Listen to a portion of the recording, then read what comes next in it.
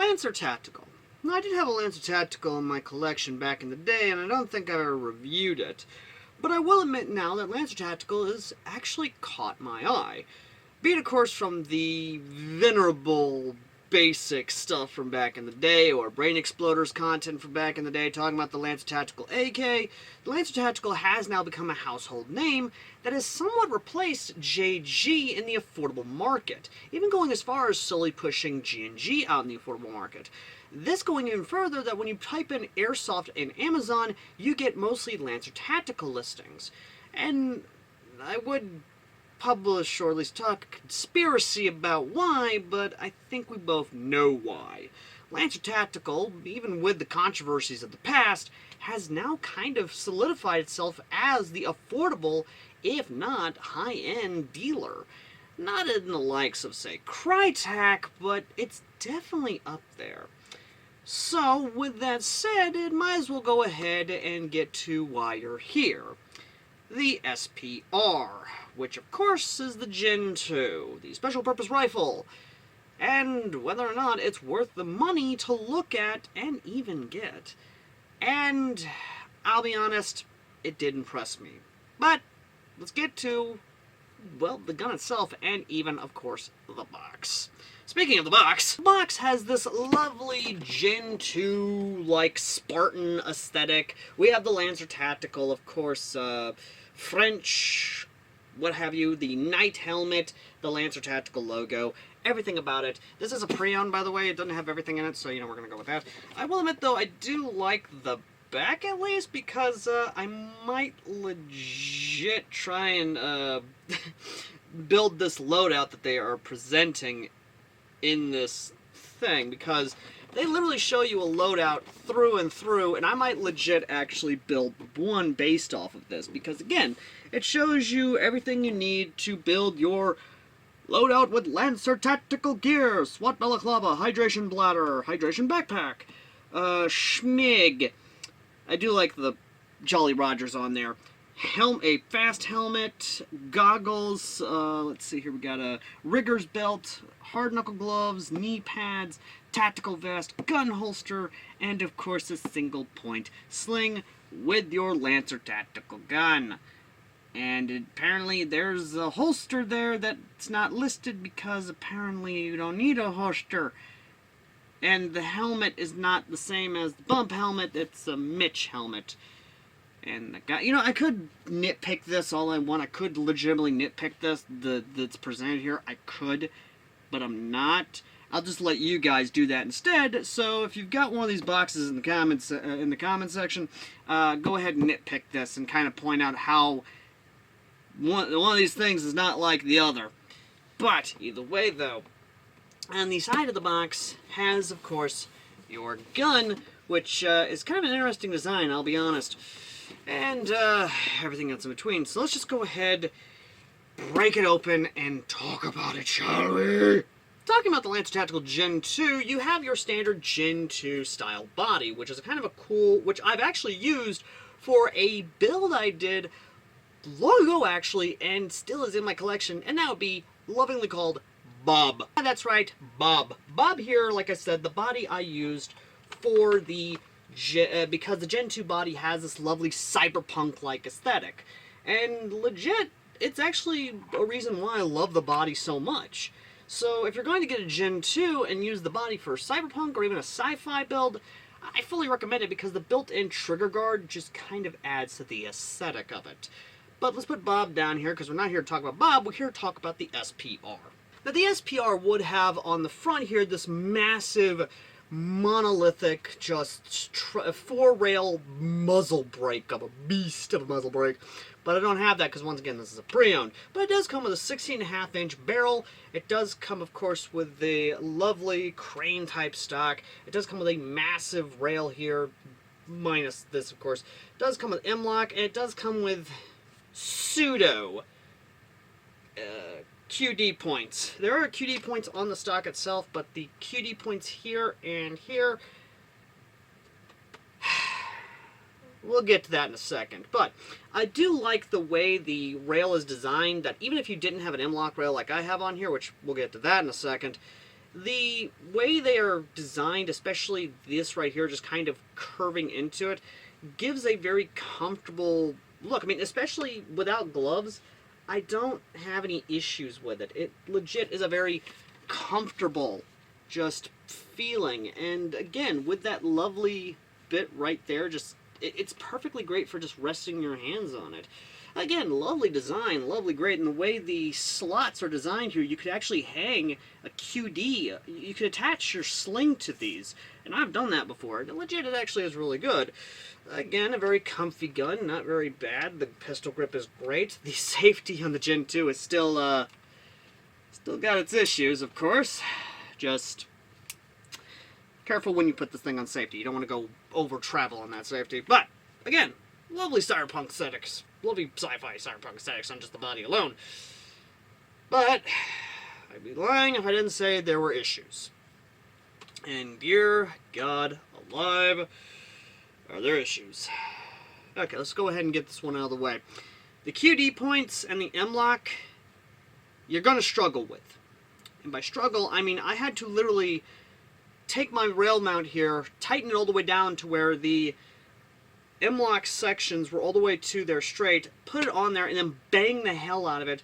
And by bang it, I mean literally unloosen a bit, bang, loosen, bang, loosen, bang, loosen, bang, until they were fully through the M-lock sections on the bottom and even the sides, and then do that. And even then, it is not fun to put M-lock rails. Granted, it might just be these specific brand of M-lock rails, these MGP CQB rails, so it might be just these rails.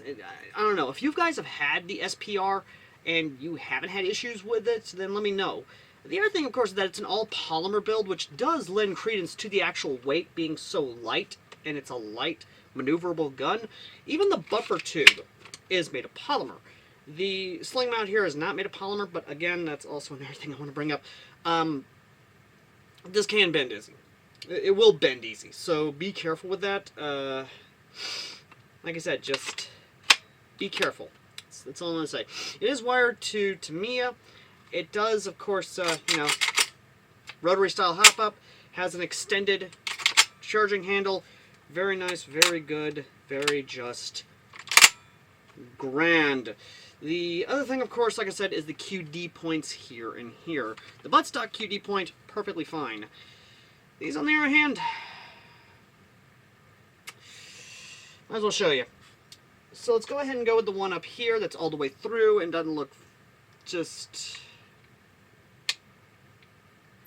looks like it went in, right?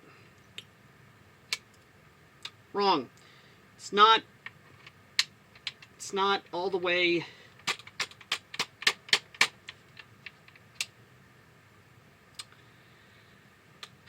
And then, of course, let's go with the bottom one here. Doesn't even go all the way through, because it's right there on the barrel mug. So yeah, you can't put a QD point here and here. Now, it might need a specific QD point because these are basically the good old-fashioned Chi-Com, just Chinese QDs. But again, just... yeah, but here's the thing though, putting it here,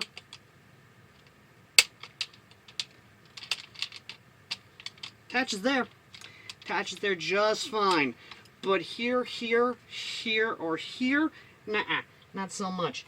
And that is a design flaw, if I've ever seen one. I mean, don't get me wrong, a lot of you probably say, maybe you just need to have a longer QD attachment. Maybe that is the case, but the point of having QD points here and here is to be able to attach QD slings so you can have a QD sling point here and here. I don't need to just go around and have an extra part like what I got here to be able to frickin' do that, okay? Just saying.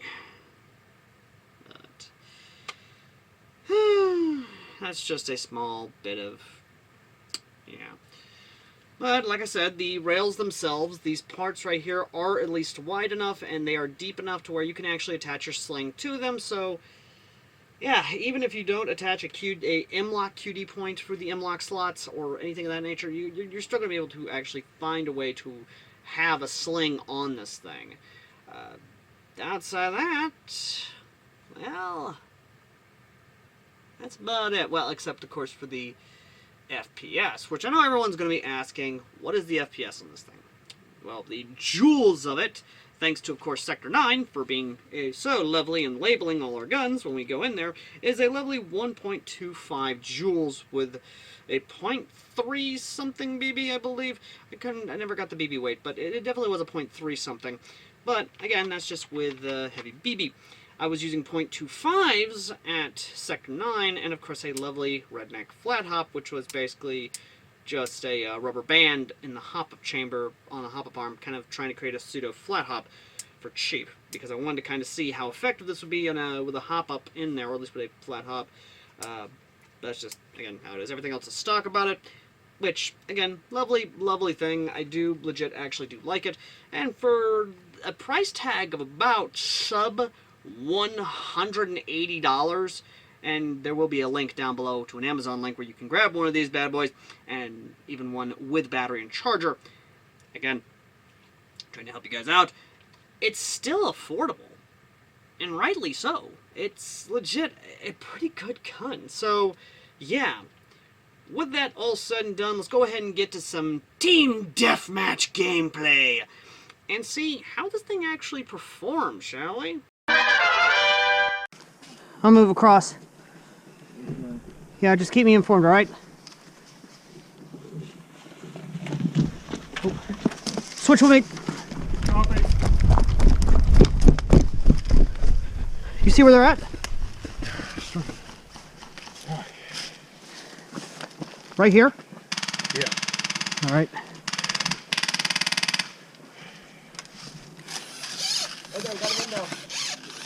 Say again? You got him? Okay. There's still one in Long John's. All right. Right side, in the building, by the window. All right.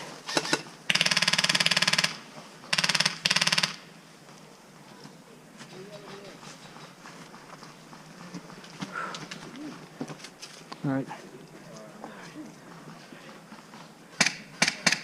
Barry, this one in Long John's, break off engagement, try and get to him. Woo! Hello! Okay. Behave yourself!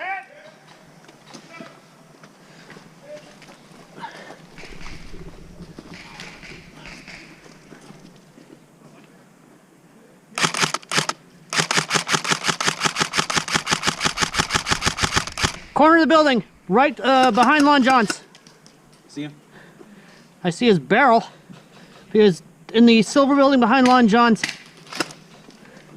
I see where he poked out.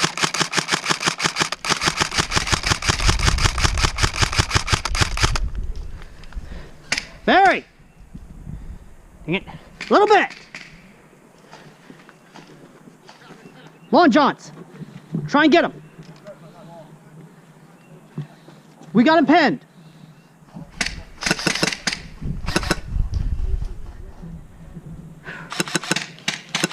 Oh, window. Saw a barrel at the window. Yeah. We see him. A little bit. If you can, try and flank Lon John's, all right? Try and cut through this building to that building, all right? I'll take your spot. Come this way then. No, stay right there. Yeah, I'm staying right. Wait, you're staying there? Let's do that me right now. All right. They're in the, If only we had a grenade. If only I had tagging, honestly. Shift fire to Lon John's! Shift fire to Lon John's! Try and flank him.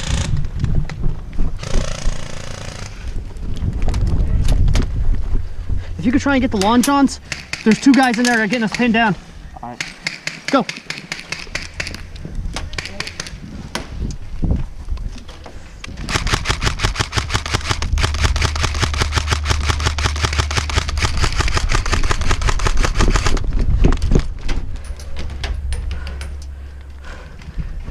Foggy, you good?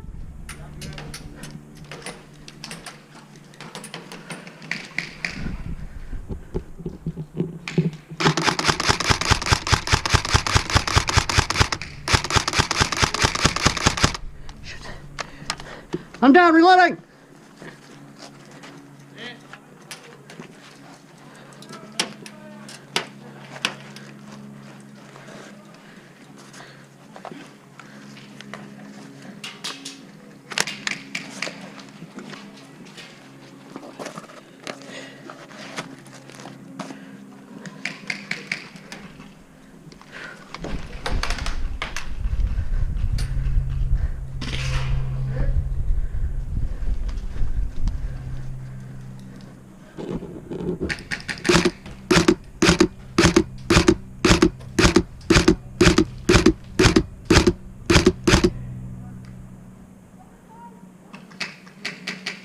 You hit?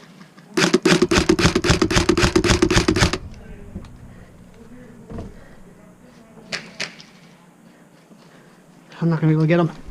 Oh, hey, guy right here. I don't got the range. I don't know if you do. Oh, I think I got him.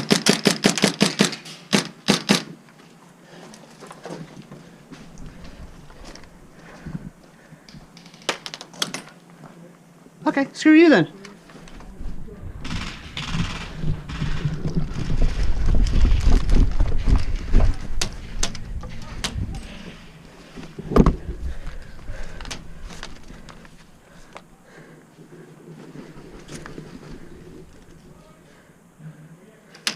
Whoa, hit! Good shot, good shot!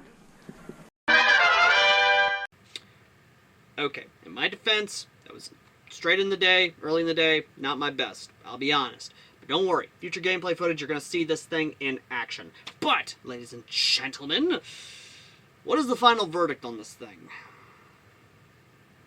Well, even if you're not going to get to be a marksman's type rifle or a pseudo like DMR type setup, it's still a good like fighting rifle. Or hell, just getting it for the body itself to make a cyberpunk loadout. Again, akin to Bob over here. Because again, it does legitimately look nice and lovely when done up in a nice sci-fi cyberpunk kind of way. And yeah. It's just how it is. So be it for Cyberpunk, GWAT, or even just for DMR, or what have you, the Lancer Tactical SPR, in terms of a score, even with the faults it has, even with the clear design flaws it has in terms of the M-lock and the QD points on the handguard itself, with the price tag, with the performance, and the upgradability, and what you can do with it, gets no more, no less, than a 8 out of 10. I would have given it a 9 if not for the QD points and the M-lock being so finicky. Again, that's probably just me nitpicking, but again, the potential of it does allow it to be jumped up to a solid 9 if it didn't have those issues. The reason I didn't get a 10 out of 10 is probably because my general bias to over tactical M4s and things looking the same. But that also kind of comes down to the fact that it's a pre-owned, not new out of the box. That also affects the score. So, like I said, solid 8 out of 10, an honestly good buy. It legit is a good gun. It legitimately is. And I'd recommend anyone to actually get one of these things. But until then, ladies and gentlemen, there will be a link to it, to where you can get it, down below. Pinned comment if you want a Lancer Tactical SPR, be it on sale, or the package deal that comes with the battery and charger. And as always, ladies and gentlemen, if you want to help support the content and what we do, check out the links down below. Be it medical packs, be it good stuff, be it Gucci stuff, be it even body armor. We have links to partners down below to help you out with cool stuff, including some wicked stuff such as our partners at T238, which makes tracer units, be they straight up airsoft or ones that do gel ball, airsoft, and of course Nerf, or even airsoft parts. They have some pretty good parts that actually is pretty cool, I'm not gonna lie, and I probably will try and snag in the future. Or if you want more bang for your buck, because the ATF being basically the ATF, then check out our friends over at Braytac. Braytac, of course, is a Italian company that makes really cool adapters and a kit that takes, of course, the Thunderbee grenades and turns them into 9mm blank sound grenades.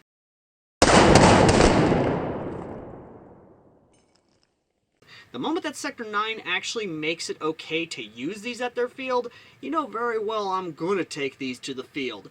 And again, I'm not saying you should influence the owner. All I'm saying is that the moment he says, okay, I'm bringing this with the 9mm blanks, and I'm using this at the field, because Braytac legitimately makes really cool blank adapters and a really wicked kit. So if you want to help out, of course, even further, and you want to sponsor a review in the future, or even sponsor a media review, then check out the tier list down below, as well as our PayPal and Cash App down below as well.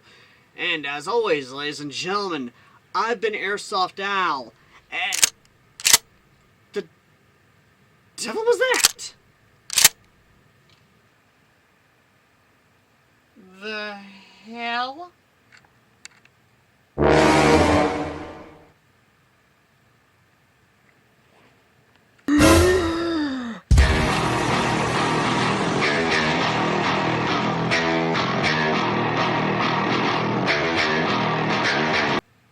Ladies and gentlemen, next time in AirsoftAL Reviews, shotgun!